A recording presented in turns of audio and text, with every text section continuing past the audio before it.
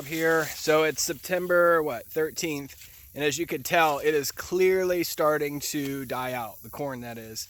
But that's the end of its growing season is just the start for me. So I've got a lot of things to do once we harvest it. Matter of fact, harvesting it's quite a bit. But you could tell that all this corn is getting to be the end of its life. Everything's starting to dry up. The leaves that you see here are getting crispy and they're drying out. We have plenty of moisture, so it's not an issue of that. It is just the end of the life of the corn. So I've been waiting for this day, and it's been fun. We planted June 2nd, September 13th, and I presume we'll be ready to harvest at very earliest, say October 1st. That's another 2 weeks. Depends a little on weather conditions around here. If we get less moisture, that's probably good at this point. So the ground can dry out, we can get the equipment on it, and won't ever get stuck, hopefully. And then it also helps the actual cobs themselves, the kernels, to dry down, because we can only harvest at a certain moisture percentage. And we do have some drying capabilities in the bin we're building, the brand new Sukup brand bin. It has air, so big fans that will blow through it, which is a traditional way, but it also has a heater element on it as well. So that's optional. If I feel like the corn is just too wet, or we harvested it a little too wet, taking advantage of maybe a break in the weather, and we felt like we had to do that, so we could actually harvest, but then it would be like 3 weeks of rain, or those type of scenarios. I wanted to spend a little extra money and get a heater option on the bin, because popcorn is very, very moisture specific. You have to condition it nicely. So overall, very happy out here. It is a beautiful day. It's a Friday. I'd rather be nowhere else right now. And as you can tell, the crop is beautiful. And I don't know if you guys saw, but we were on the news last week, which was an awesome event. They came out and did a story on Princeton Popcorn. And then also my German friends, they own movie theaters in Germany.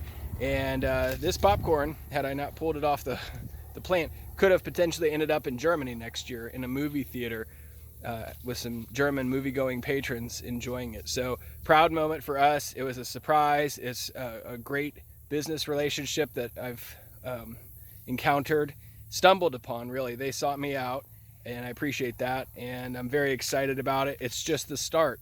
So my next step will be to get some ready-to-eat popcorn. In other words, the second part of vertical integration. So I plant the seeds, raise it up, and harvest it, and then I pop it, flavor it, and package it, so it's seed to store.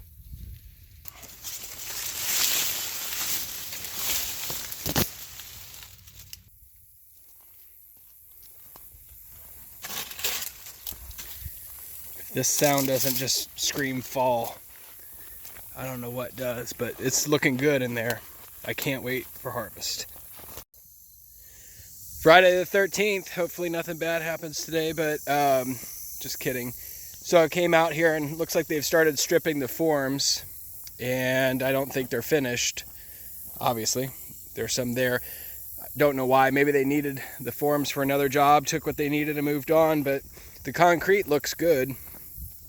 I'm pretty happy with it. And it's exciting to have it poured.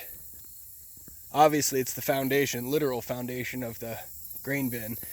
So where I'm standing right now, it's kind of funny to think there will be 25,000 bushels of corn. Well, potentially.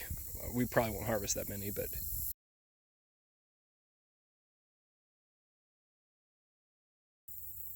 Thought I'd take a quick ride in my combine, see if it's ready for season. And I have to say that is a little worrisome, but I will find out where it came from, probably right under here. Hopefully not in the axle or something, but well, I haven't started this in a while. I do have a little charger, solar charger for the battery, so hopefully it works, but let's go ahead. We've got it basically in neutral. Let's give it a whirl. Looks like battery's still good. Oh, I probably let go too quick.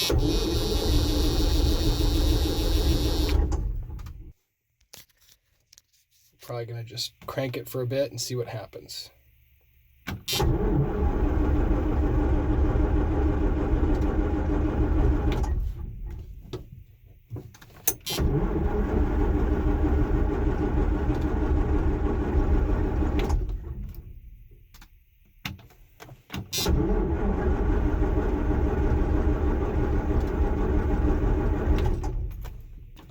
Give it a little bit of ether. Build up that ether. Pretty close.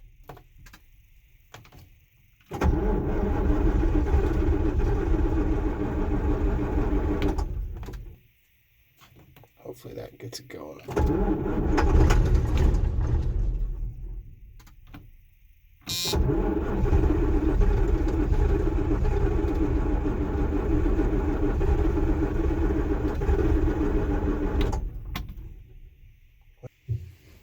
Let's give it more gas.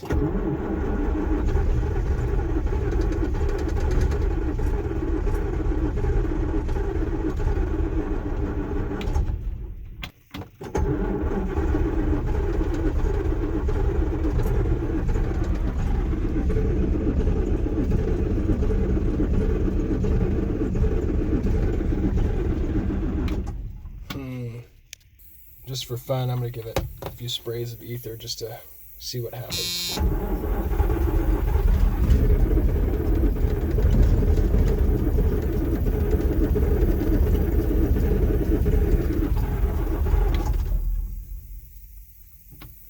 Let the starter rest.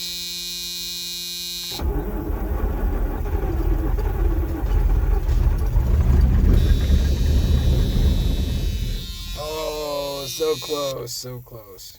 And it's going to work this time. This hasn't been started in more than a year. Sad to say.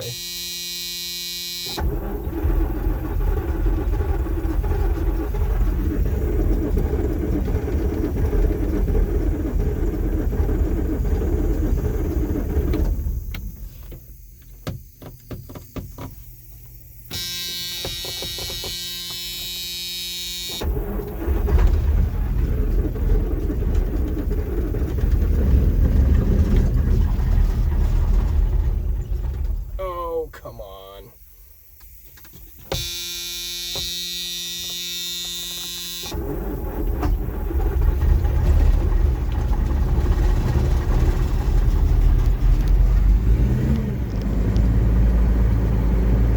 There we go.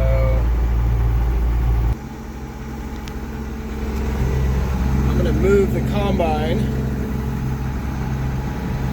out of the way and give it a little more gas. Just in first gear. That's all the way it sat for last year. So I've got it on that speed. The more I go, the faster it goes. I've got the gear and then also the throttle.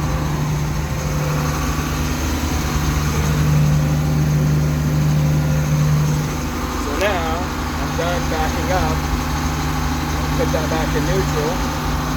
And then I'll probably go third gear, throttle kind of like that, not that fast.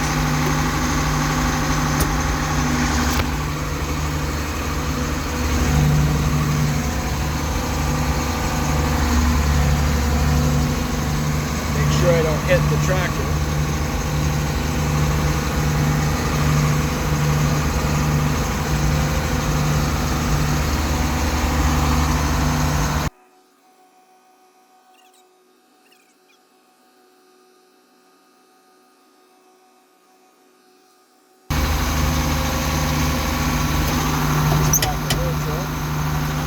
Parking brake on.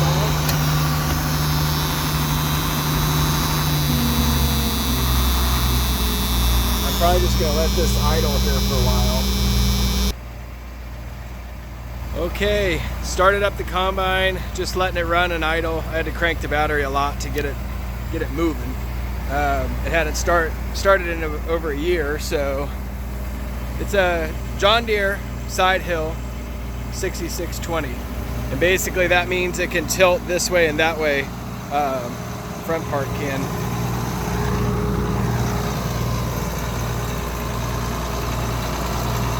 running nice. It's old, but it'll do the job. All sorts of wires, belts, pulleys, etc.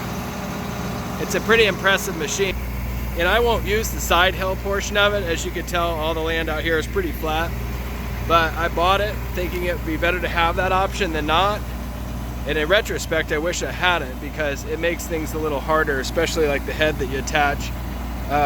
You can lock it out and make it go straight, but you have to have the drive shafts on the head, so that limits some of the older, like corn heads, etc. But generally speaking, I think this is a beautiful combine. Thank you for watching this video. Subscribe to my YouTube channel, like my Facebook page, and follow me on Instagram.